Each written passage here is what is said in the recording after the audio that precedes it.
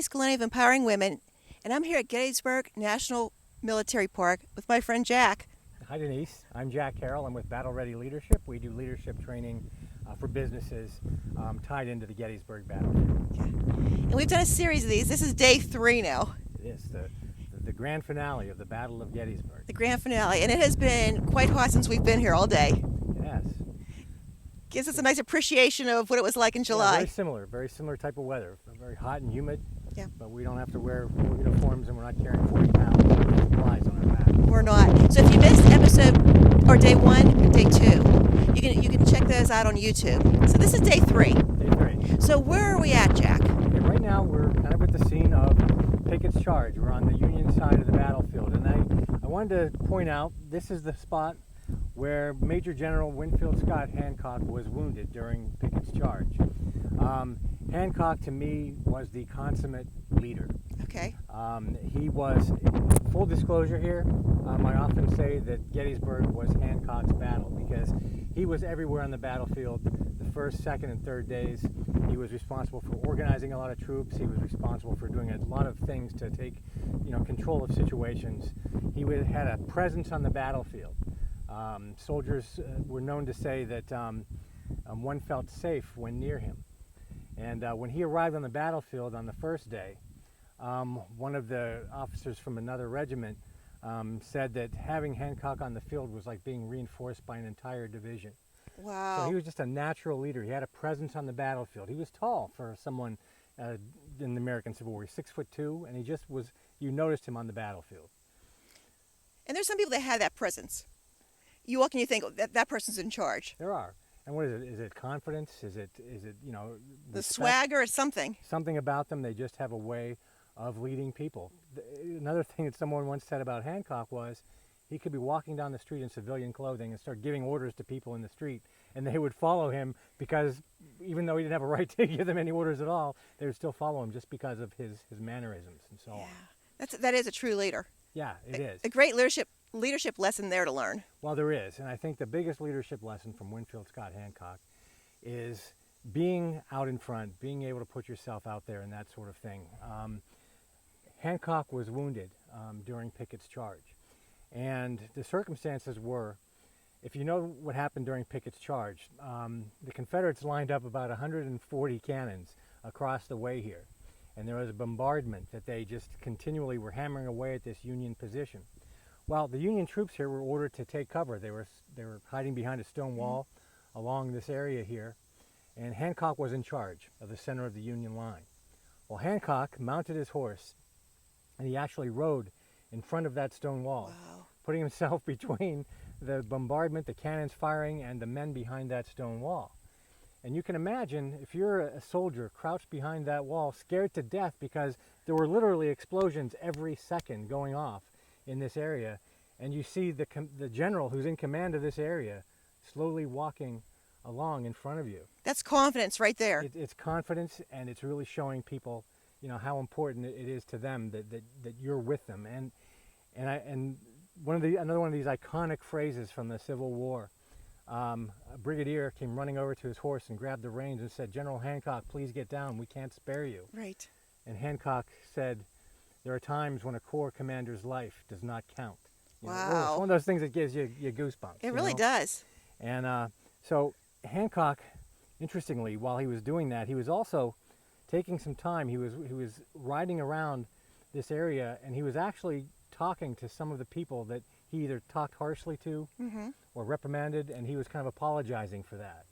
And he was also showing a bit of humility in the process. Here's a guy who was clearly a leader, in charge, take command, but he was kind of showing others that, hey, we're in this together.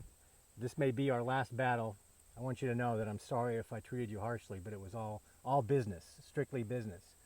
So that's what happened. And Hancock, finally, at one point in the battle, during the charge of Pickett's charge, he took a bullet, and he was wounded rather severely. So they put a tourniquet on his leg, and they were going to take him off to a hospital, but he refused to be removed. He said, "I won't be removed until this engagement is decided." Wow. So he continued to stay here, propped up against a boulder, and still gave orders to some of the troops. That's incredible. Yeah. Hancock was was quite a commander. He was, he was forceful, but yet troops said that he also was very much sort of a soldier's general. Right. Yeah. And this is an incredible spot. It is. This, if you look behind us, this is really the scene of Pickett's charge. Across the way, if you see the tree line there were 15,000 Confederates lined up in that area who marched across this field to try to take this position from the Union troops. That's hard to imagine. It is. It was magnificent to watch, I suppose. One of the Union soldiers said that it was the most amazing thing he'd ever seen. But while the Confederates are marching across that field, of course they're taking artillery fire, they're taking musket fire, and it was not a pretty sight. Filled with smoke, this entire area. Pickett's charge. Pickett's charge, the final day at Gettysburg. And I think we've all heard of Pickett's charge, and thank you for bringing that to light and sharing this leadership lesson about Winfield Scott Hancock.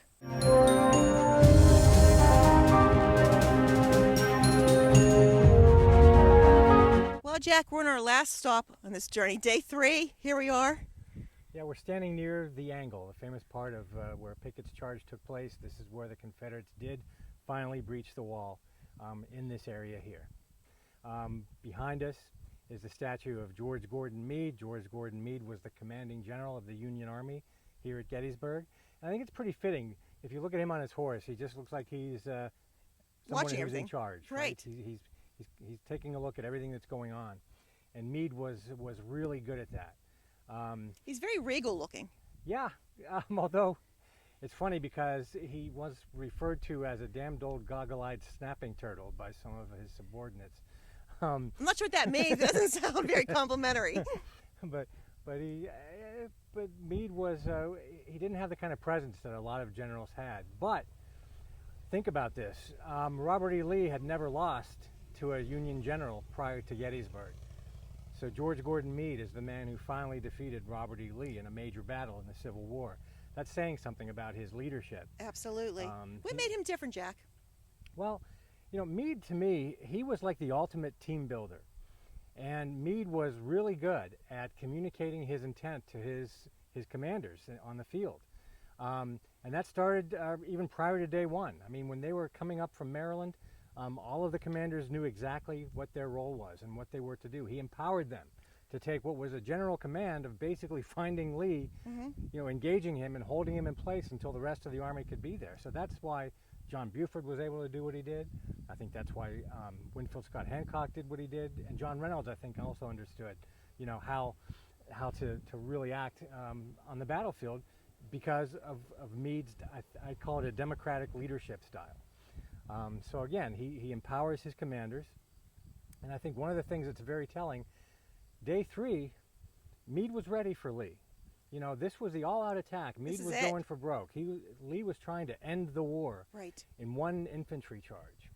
And the night before, at the end of the second day, this really shows the difference between the two commanders, because Robert E. Lee chose to kind of go off by himself and make his plans for the next day and come up with it in his He was a thinker, more of a thinker. He was a thinker, and he kind of used this autocratic style of leadership here, though. It all had to come through him. Whereas Meade, he called a war council. So he put together all the commanders of all the corps, of each corps that was here at Gettysburg. And they met in a little cottage down the hill here. And they all got together, and he asked them to vote. Wow. On 3 questions, 3 very important questions. The first question was, do we stay here or do we withdraw and move somewhere else to continue the battle? They all voted to stay here. The second question was, do we attack or do we let them attack us? And all the commanders voted that let's let them attack us. This is going okay. Right. And the third question was, if we let them attack us, how long do we wait? And the vote was to wait 1 day. So had Pickett's charge not happened when it did, who knows what could have happened the following day. But he took those votes. And one thing that I thought was very telling, though, and this is lost in a lot of the storytelling about what happened in that meeting. When the meeting was over, Meade pulled aside General Gibbon, and General Gibbon was in charge of the center of this line. His unit was right here in the middle. And as they were leaving the meeting, Meade pulled Gibbon aside. They said, "General, if they attack us tomorrow, I believe it's going to be in your front." So Meade knew. He was ready. He understood strategically. He got it, and so he doesn't get a lot of credit for being one of the greatest generals of all time, but he won the Battle of Gettysburg. Do you think his leadership style had a lot to do with that? Oh, I think so. And again, the democratic style, empowering others, he was great. He was an engineer by trade prior to, Oh, to okay. the war, so he had that kind of analytical way of Sure. approaching things. I'll tell you a quick story. The way that you have to consider something else. George Meade was made commander of the Union Army just 3 days before the Battle of Gettysburg. Abraham Lincoln had fired, or at least accepted the resignation of his predecessor. So George Meade was only in command for 3 days, and the largest battle of the Civil War was looming. Wow. So there's a little bit of a humorous story to this. When Meade was told that he was the commanding general, one night he was bivouacked. It was about it was early morning hours. I believe it was 2 or 3 o'clock in the morning. He was in his tent, and this young officer arrives, and he has a note with him and a message, and he says, "General Meade, I'm afraid I'm here to give you some trouble." So Meade thought he was being arrested Sure. for something. He thought maybe there was some infraction on the battlefield that he was guilty of, and he stood up and he said, "I want you to know that I have a clear conscience. If you're here to arrest me, I'm not guilty of anything." And this young officer said, "No, General, I've got far worse news than that." He said, "You've just been made commander of the Union Army." So a little bit of an insight to the personality of Meade. Instead of jumping up and running around, he sat down and he wrote a letter to his wife.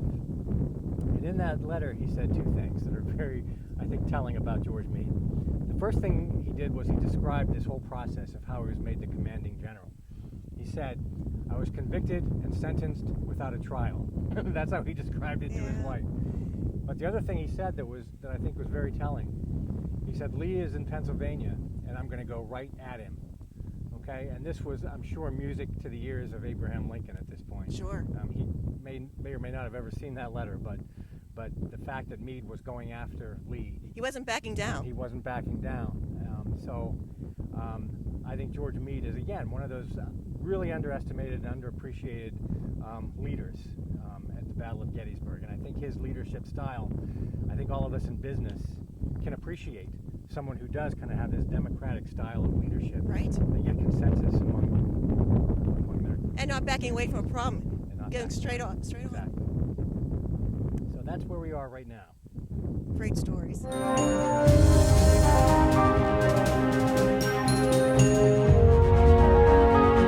Well, Jack, this is it. Day 3. Day 3 is done.